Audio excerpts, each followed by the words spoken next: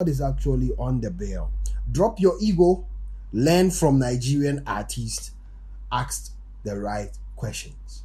Drop your ego, learn from Nigerian artists, and ask the right questions. Orukamini Choma, and her name is Abachuku Emma TJ Studios. Keep watching TJ Studios. Okay, welcome to today's edition. Welcome to today's exclusive right here on TJ Studios. As usual, I am here to serve you with spanking new content, spanking new exclusives right here on this channel. I love to be called Emeka Friday, Chuku Emeka, and Imaswan. Okay, so you can refer to me as such. And on the bill today, well, I'm putting together this editorial to, other African nationals to probably advise and sound a word of caution to them in line with this editorial. What is actually on the bill? Drop your ego, learn from Nigerian artists, ask the right questions. Drop your ego, learn from Nigerian artists, and ask the right questions. All right. This editorial, like I said, is to African artists, every African artist in every corner. I did a podcast the last times. Some Sierra Leoneans were lamenting the fact that they play Nigerian music, and it's not being reciprocated. Some Cameroonian artists in other regions of Africa have expressed their concerns in line with the Nigerian dominancy. Now, I have a word of advice and caution for them. Okay? The fact that you play Nigerian music in your country does not mean that you also want to be seen as a bigger artist like them. It is work. I said in the previous podcast that you can know. I don't see anybody becoming bigger like Nigerian artists. Why? Because you are not taking the risk they are taking. You are not putting in the work they are putting in, and you are not doing a lot. Music is not only about talent. Music carries a lot of processes you need to go through, just as football has, three instances: talent, the scientific side, the business side, and the training, regime you need to put in. In the same vein, only talent, you having talent only does not automatically qualify you to becoming a bigger artist. And the three aspects of this music industry is what Nigerians have to their belt. They don't only have it to their belt, they understand the model and then the structures or the routine itinerary of the music, industry. Number one is talent. Number two is the business side of the music.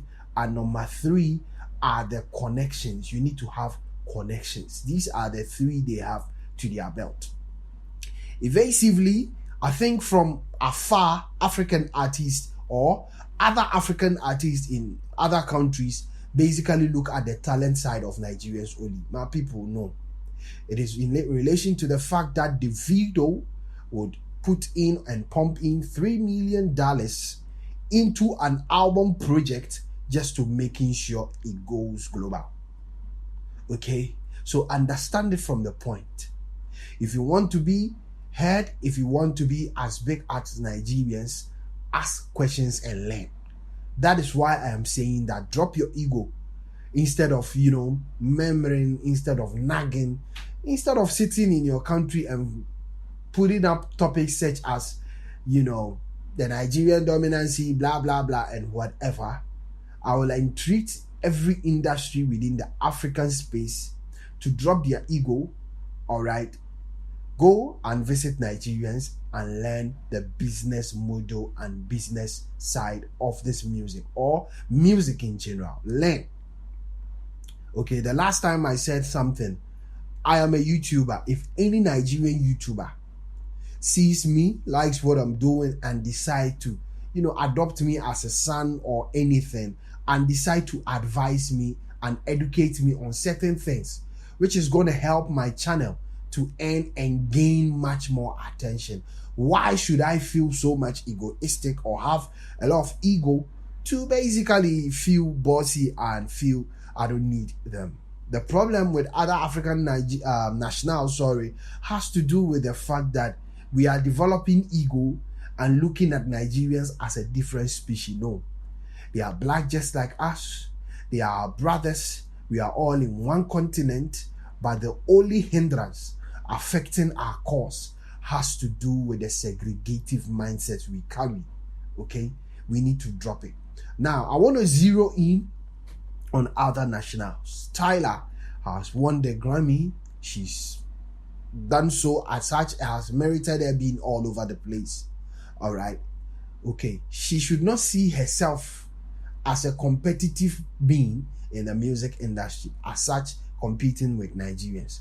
And that is the difference between other African nationals and Nigerians. They don't compete with anybody but their personal self and then the international space. They don't compete. I've said this on countless times. They don't compete among themselves in Nigeria.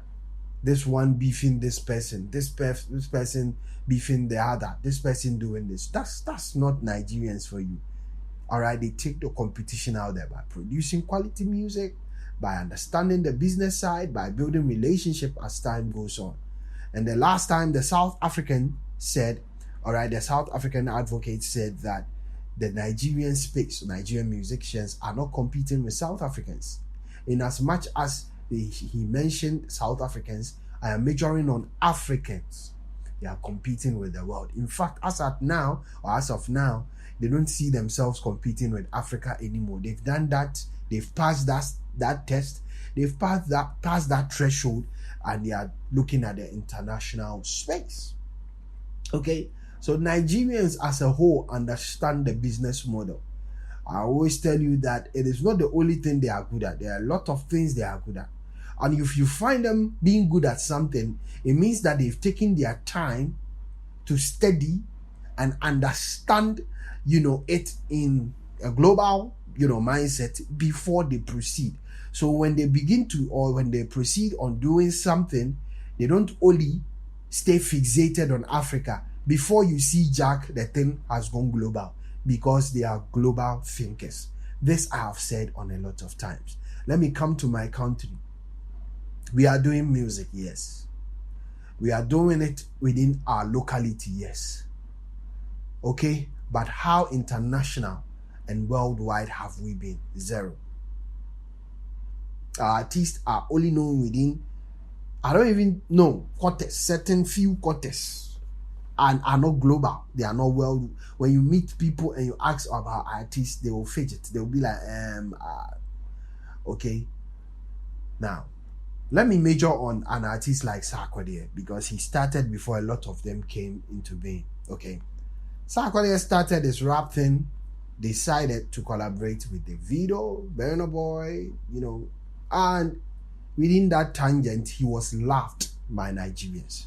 Now, one biggest problem with the Ghanaian mindset is that when a particular song of Ghanaians or any Ghanaian artist is able to, make strides and then thrive in Nigeria, we have this common word we use.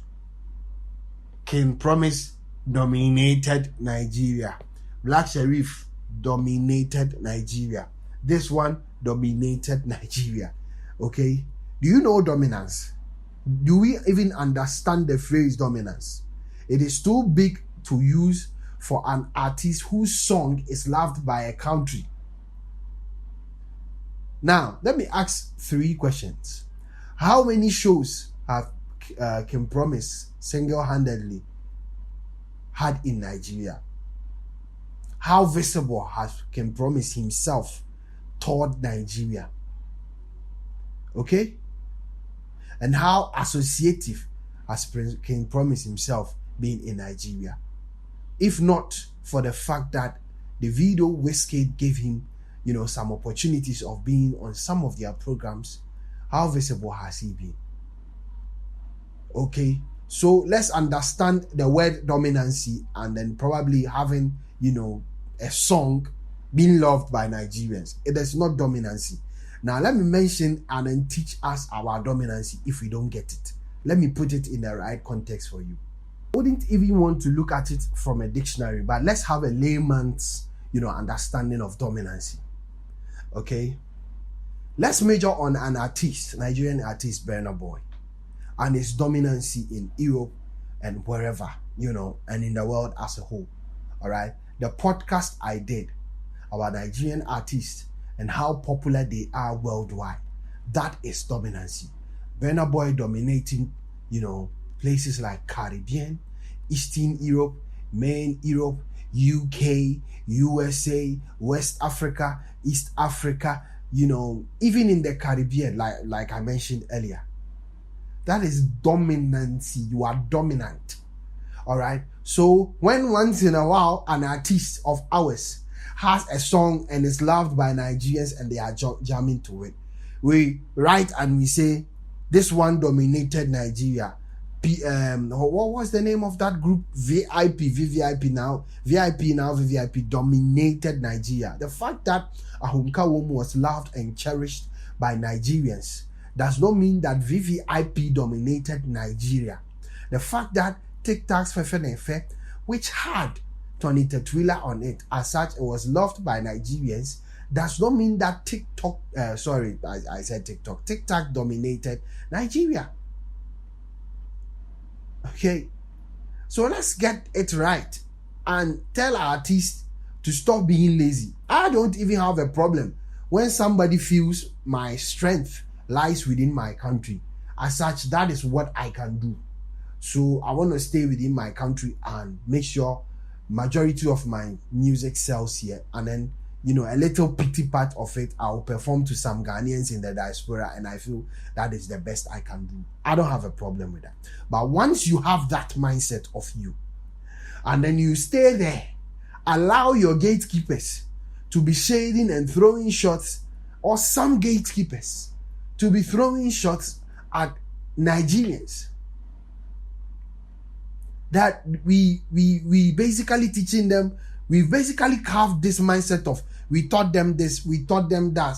Nigerians learned this from Ghanaians, and allow this to go on without us understanding the metrics of what we are doing and the harm we are causing out there to a giant of Africa. Then automatically what we are doing is we are burying ourselves gradually, just as we did to our movie industry. Like I said, a time is coming, we'll be looking for collaborations for Nigerians or Nigerian artists, and they'll be thinking about it. You get it? Before they give a feature. Why? Because of the negativity. So this is it about my country. On the other hand, other African countries, if you see the Nigerian dominancy, all right, learn. If a country like Nigeria saw the American industries, largeness and thickness, all right, their dominancy and how productive the industry was, and decided to understand it in a context that they would have to learn, and then take a thing or two or pick a thing or two from the American industry, come back to Nigeria, and then write their own signature of an industry for themselves, then you should know where they want to, the kind of, utmost height they want to be at. You see, and that has been the problem with other African countries. The last time I shared a podcast with Davido, and he mentioned the fact that he was signed to Sony Music, but he realized that what they are doing is just making him do music, and they push it out there. There was no connection. They were not taking, his advice and all. Then he was like, okay, he went back to Nigeria, gathered all the engineers, the sound engineers there, and then decided, let's teach them how to do music. That is not ego. It's like being in a space where your ideas and your creativity, bit are not tapped into, and you feel there is another way to catch the attention of these people, to make them realize that if we do it this way, we'll make money. You will make the money you want. I will make the money I want. Made, a banger of a song, delivered the song to Sony Music, and the song was even bigger than all the songs he had done previously. So that is the mindset of Nigerians. And if you don't take care, you're mistaking them for being egoistic or having ego. The videos basically itinerary or routine he did, all right, by coming to Nigeria to produce a song and then sending it to Sony Music would have been termed now by a lot of people as ego. So if you don't understand people well, that is how you term them. But having an encounter with them, see through to them, and then basically understand the fact that you need them. They are controlling the music business, whether you like it or not. You cannot surpass them. It has come to a point that American artists are expressing interest in featuring Nigerian artists. Even American artists whose careers have run out. Yes, they were good in the past. Somebody like Usher, very good artist, talented, had hits all over the world, now sees Nigerian or the Nigerian industry as a leeway to also adding value to himself. And that is what hard work and consistency gives you. Okay, so the main basis of today's editorial is to underline the fact that if Usher Raymond, has decided to tap into the Nigerian music industry and collaborate with their artists, all right, if other artists from America are seeing the Nigerian dominancy and want to be part of it, how much more we homegrown African artists, instead of us fighting and then tagging them as egoistic people, whatever, all right, why don't we tap into their knowledge of this music thing to make us, thrive in our music, endeavor? Why can't we do same? It's possible. Why? Only if we can drop our ego and learn from Nigerians. Ask the right questions. Get that. Even money, money comes in other forms. Knowledge is money. Wisdom is money. Understanding the context of any industry is even money itself before you start. The kind of investments and the kind of, personal investment, as in putting in the work, Nigerian artists are putting into their craft. You only see the results. That is why you envy them. But if you are put before the veil to also be like them, man, I believe you break down if you don't have the nerves to understand where they are, to understand how they are working. You get it? So let's understand them from where they are. Let's understand the music business. Let's understand that you need talent, you need a music business, you need to have connections, and a whole lot, marketing strategy, and a whole lot. Without that, we will stay in our lane and keep tagging and throwing shots at Nigerian soil. Okay? Positive artists such as Diamond Platinums did same.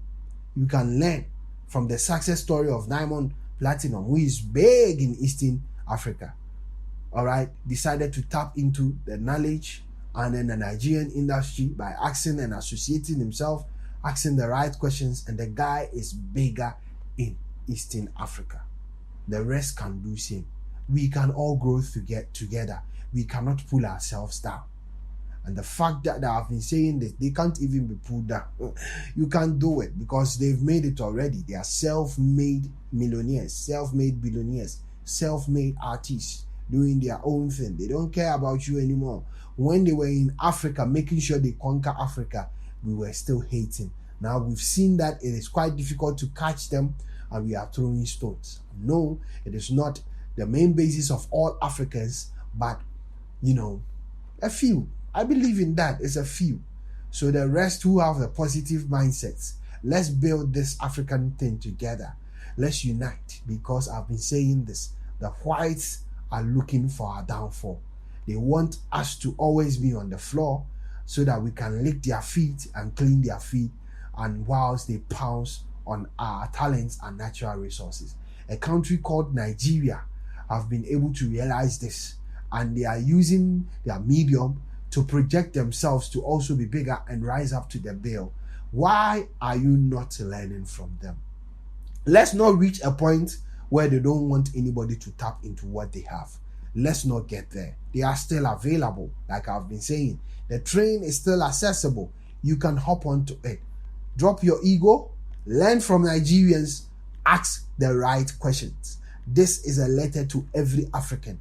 That is why I've not stayed fixated on my country alone. On other Africans, we are done with the negativity. We are preaching positivity here. I've come to a point where I close my eyes on a lot of negative content. I don't feed them on this channel. I focus 99% on the positives. And then the few negatives which I feel is not right, I address them accordingly. This is the Africa we need. And this is the country we need. It will always start with one particular person or one particular country. And Nigerians have stood up to the bill and are doing it right.